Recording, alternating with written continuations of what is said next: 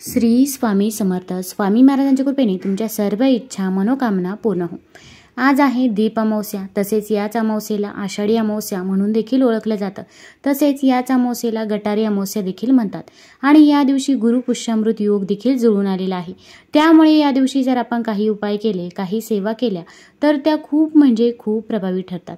दीप म्हणजेच दिवा. दीप अमावस्येच्या दिवशी दिव्यांची पूजा केली जाते. घरातील सर्व दिवे स्वच्छ धुवून त्यांची पूजा केली जाते. या दिवशी दिवे लावणे अत्यंत शुभ मानले जाते. असे म्हणतात की दिव्यांच्या प्रकाशामुळे घरातील अंधकार आणि नकारात्मकता नाहीशी होते व समृद्धी आणि सकारात्मक ऊर्जा घरात येते. श्रावण महिना सुरू होत असल्यामुळे दिव्यांची पूजा करून श्रावण महिन्याचे स्वागत देखील केले जाते. दीप अमावस्या हा पितृतर्पण म्हणजेच पितरांसाठी देखील एक उत्तम दिवस आहे. या दिवशी पितरांची पूजा केली जाते आणि त्यांना नैवेद्य अर्पण केले जाते. ज्यामुळे घरात जर पितृदोष असेल तर घरातील पितृदोष नाहीसा होतो. काही भागांमध्ये या दिवशी देवी लक्ष्मी आणि दुर्गा यांची पूजा आणि उपासना केली जाते. घरामध्ये सुख समृद्धी येण्यासाठी आणि वाईट गोष्टींपासून संरक्षण होण्यासाठी लक्ष्मी आणि दुर्गा देवीची पूजा केली जाते. त्यांचा आशीर्वाद मिळवण्यासाठी त्यांना दिवे लावले जातात. आता या दिवशी आपल्याला काही उपाय करायचे आहे. भरपूर वेळा आपल्या आयुष्यामध्ये अनेक अडचणी, अडथळे, संकटे असतात आणि ते काही संपायचं नाव घेत नाही. तसेच आपल्या घरामध्ये नजरबाधा देखील झालेली असते. अगदी मुलांना म्हणा किंवा अगदी घरातील मोठ्या व्यक्तींना म्हणा की आपण एखादं काम हाती घेतलं की त्या कामामध्ये आपल्याला यश मिळत नाही किंवा आपण कितीही कष्ट करा, मेहनत करा, कष्टाचे फळ मिळत नाही, पाहिजे तसा पैसा मिळत नाही, मुलांची प्रगती होत नाही. मग या दिवशी कोणते उपाय करावे, कोणत्या सेवा कराव्या याच्याबद्दलची माहिती मी आज तुम्हाला या व्हिडिओमधून देणार आहे. तत्पूर्वी तुम्ही चॅनलवरती नवीन असाल तर चॅनल लाईक करा व सबस्क्राईब देखील करा. कमेंटमध्ये श्री स्वामी समर्थ किंवा ओम महालक्ष्मी नमः किंवा ओम पितृदेवताय नमः लिहायला विसरू नका. आता या अमावस्येच्या दिवशी आपण दिव्यांची पूजा करायची आहे. आपल्या घरामध्ये जेवढे पण दिवे असतील तर तेवढे दिवे घासून पुसून स्वच्छ करायचे आहे. एक चौरंग मांडायचा आहे किंवा एक पाट मांडायचा आहे. त्यावरती लाल रंगाचं वस्त्र ठेवायचं आहे आणि तांदळाच्या थोड्या थोड्या राशी घालायच्या आहे. तांदूळ हे अखंड असावे, कुठेही तुटलेले फुटलेले नसावे. तांदळावरती हळदी कुंकू अर्पण करायचं आहे आणि त्यावरती आपल्याला हे दिवे ठेवायचे आहे. आता घरामध्ये जे काही दिवे आहे तर ते सर्व दिवे आपण घ्यायचे आहे. अगदी दिवाळीला जे दिवे ठेवून देतो तर ते पण आपण मातीची पंती असो किंवा इतर धातूचे दिवे असो तर ते दिवे देखील आपण ठेवायचे आहे. त्या दिव्यामध्ये आपण शुद्ध तूप टाकायचं आहे. दिवा प्रज्वलित करायचा आहे. दिव्याला हळदी कुंकू लावायचं आहे, फूल व्हायचं आहे. आणि या अमावस्येच्या दिवशी आपण दिव्यांमध्ये देखील काही वस्तू टाकायच्या आहे. तर आपल्याला ज्वारीची लाही घ्यायची आहे.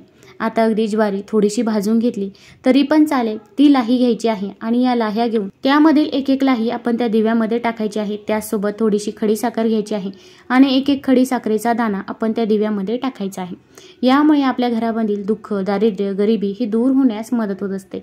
आता तुमच्या इकडे जशी पद्धत असेल तशा पद्धतीने तुम्ही या दिवशी सेवा ही नक्कीच करू शकता.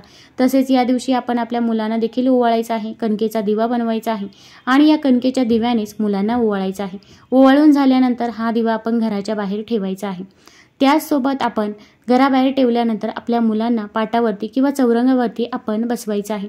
फक्त पूर्वेकडे किंवा पश्चिमेकडे तोंड करून बसवा. दक्षिण दिशेकडे तोंड येणार नाही याची काळजी घ्यायची आहे. त्यानंतर 5 काळी मिरी घ्यायची आहे. ती मुलांवरून आपण 7 वेळा उतरवायची आहे. आणि माझ्या मुलाला जी काही नजरबाधा झालेली असेल, इडापिडा, दुःख, दारिद्र्य, गरिबी, संकटे, अडचणी, अडथळी माझ्या मुलाच्या मागे असतील तर ते पूर्णतः दूर होऊ दे असे म्हणायचे आहे. त्यानंतर ही काळी मिरी आपण जो घराबाहेर कणकेचा दिवा ठेवलेला आहे त्यामध्ये टाकायची आहे. त्यासोबत थोडीशी पिवळी मोहरी देखील घ्यायची आहे आणि ही पिवळी मोहरी देखील आपण आपल्या मुलांवरून 7 वेळा उतरायची आहे आणि ही पिवळी मोहरी देखील आपण त्या दिव्यामध्ये टाकायची आहे. त्यानंतर दिवा जोपर्यंत जळेल तोपर्यंत जळून द्यायचा आहे. मावळल्यानंतर त्यामध्ये भीमसेनी कापराच्या वड्या टाकायच्या आहे आणि ते काळी मिरी आणि पिवळी मोहरी आपल्याला दरवाजाच्या बाहेरच जाळून टाकायचा आहे. त्यानंतर तो दिवा तुम्ही वाहत्या पाण्यामध्ये प्रवाहित करू शकता. आता या दिवशी आपल्याला काही उपाय देखील करायचे आहे. तर आपल्याला देवघरामध्ये एक दिवा लावायचा आहे. कारण की एखाद्या प्रसन्नमय मंगलमय वातावरणामध्ये आपण एखादा उपाय करत असतो तर तो उपाय नक्कीच सफल ठरत असतो. आता आपल्याला थोडीशी पिवळी मोहरी घ्यायची आहे. जिथे पूजेचं साहित्य मिळतं तिथून तुम्हाला पिवळी मोहरी सहज मिळून जाईल किंवा कोणत्याही शुभ कार्याच्या वेळी तुम्ही पिवळी मोहरी आणलेली असेल तर ती पिवळी मोहरी घेतली तरी पण चालेल. आता ही पिवळी मोहरी आपण एका वाटीमध्ये काढायची किंवा ही पिवळी मोहरी आपण आपल्या हातामध्ये घेतली तरी पण चालेल. आता आपल्याला कालभैरव अष्टक 11 वेळा पठण करायचं आहे.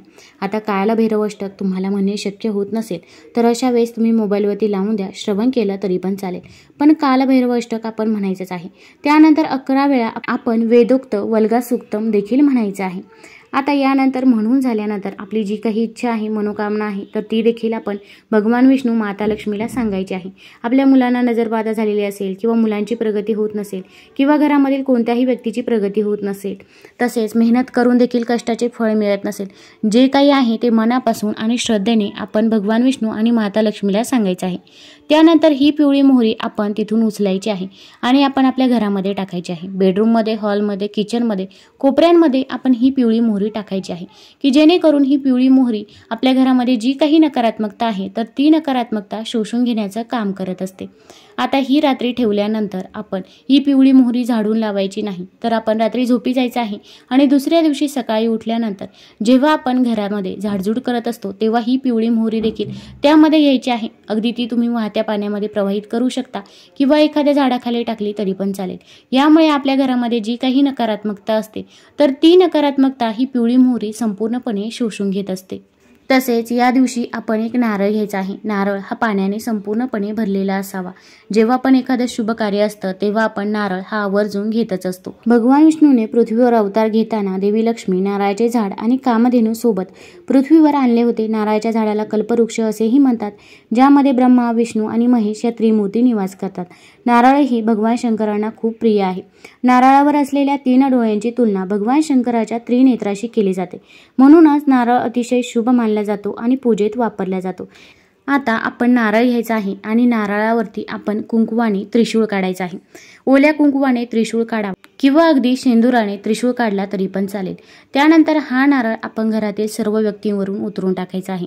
विशेषतः घरामध्ये जी पण आजारी व्यक्ती असेल तर ती या व्यक्तीवरून आपण पहिल्यांदा हा नारळ उतरून टाकायचा आहे.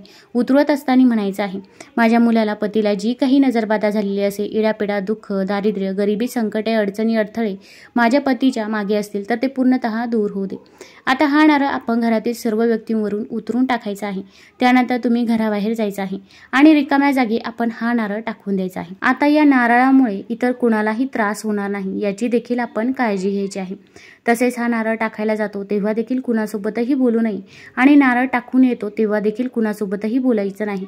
तसेच नारळ टाकल्यानंतर आपण मागे वळून देखील बघायचं नाही किंवा अगदी तुम्ही वाहत्या पाण्यामध्ये जरी हा नारळ प्रवाहित केला तरी पण चालेल.